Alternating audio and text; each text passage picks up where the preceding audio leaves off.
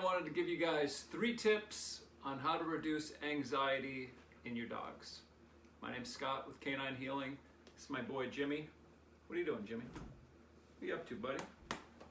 And so there's a lot of people with dogs that have anxiety these days. A lot of people have anxiety these days. So it's a pretty common issue. It's one that I get asked about on a regular basis. So I just wanted to give you, again, 3 quick tips that will reduce the anxiety in your dogs. And I'm not saying that your dog is absolutely crazy, but if they tend to have some anxious behavior, and what I'm talking about is it could be pacing around the house a lot, maybe some destructive behavior, it could be some licking of the paws, panting, these type of things. The first tip is to implement some routine into your dog's life.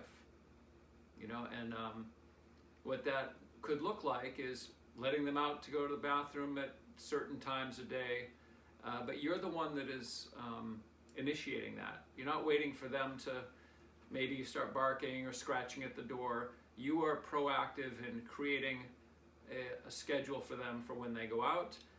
Also, that goes hand in hand with an eating schedule.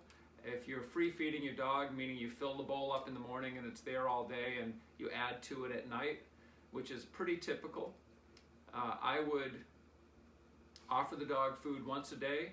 Depending on their age, it could be twice a day. You might give the dog food in the morning, but I would give them a pre-measured amount of food. I'd give them 5 minutes to eat it, and if they walk away from it, you pick the food up and then they get offered food again at their next feeding time. So people have a hard time with that, but that's a way of creating some routine and some structure in your dog's life, which will translate into them feeling as though they know what's coming up. They'll be eating in 2 hours. They know they're going to be going out. If you take them for a walk, try to do it at the same time of day. Create some routines where the dog has a feeling that they know what's going on and what's going to be coming up next. That'll start to get them to calm down. If you do any crating, I would start crating them on a regular routine basis. If it's daily, a lot of people, they get away from the crate. They have the crate, they say, oh, my dog's fine in the crate, but they don't really use the crate anymore. So if you have a crate and you've kind of gotten away from it because you didn't feel a need for it, because the dog maybe is housebroken, maybe not destructive, get back to crating, where you put that dog in the crate. Either if you don't want to do it overnight, you put the dog in a crate in the afternoon or at some point for an hour a day, or 2 hours, or an hour in the morning, an hour at night, something. But create some structured crate time, because it becomes a routine that the dog gets comfortable with. All these little things help the dog to start to calm down.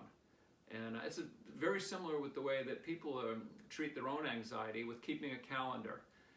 So they know what's going on, not only tomorrow, but for the rest of this month. They can look ahead and say, okay, this is what I got going on this week, this day, and even breaking it down daily, where they go to the gym at a certain time every morning, they eat at a certain time, and it just helps to calm them down. That feeling that we know what's happening in the future, when the reality is we have no idea what's around the corner.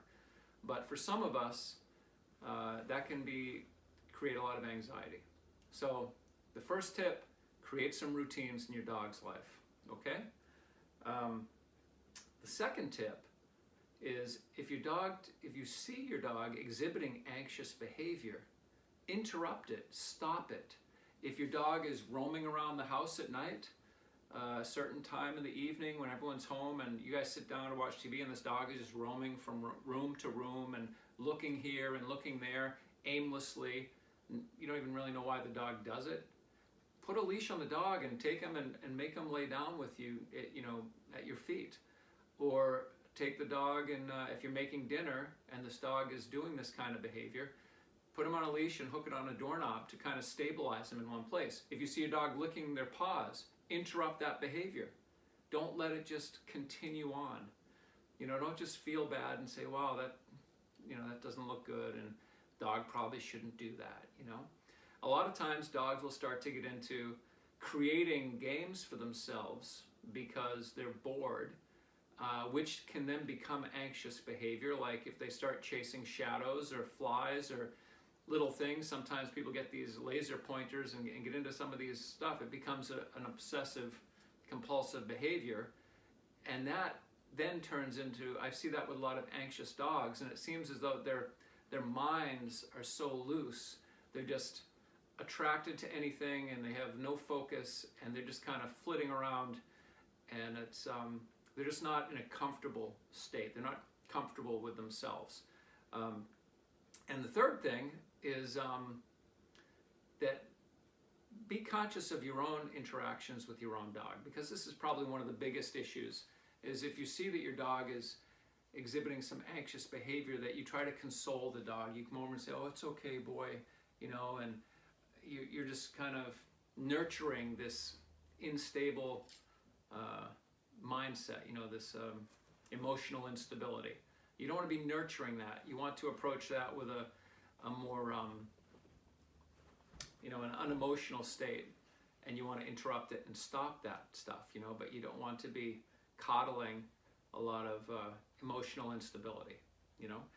One thing you might want to consider if you're kind of housebound, you know, getting into the cold months and you're not taking your dog out for walks because the weather is terrible and you're just letting them out to pee in the backyard and that's it, is get them involved in, we have a new course out called See-Spot Sniff, which is a searching game that you guys can do in the house very easily as well as outdoors.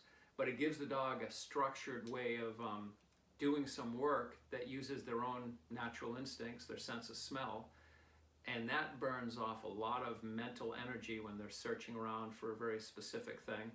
And it's very easy, doesn't involve much work on the human's part at all, but it tires them out, gives them something to do, they can focus on something, and then they can crash when they're done. You a good boy? So, anyway, I hope that helps you. Again, my name's Scott with Canine Healing. This is my boy Jimmy, and if you have any questions or anything, just email us or yeah, go to the website, check it out. And for that course, it's seespotsniff.com. Peace. Talk to you guys later.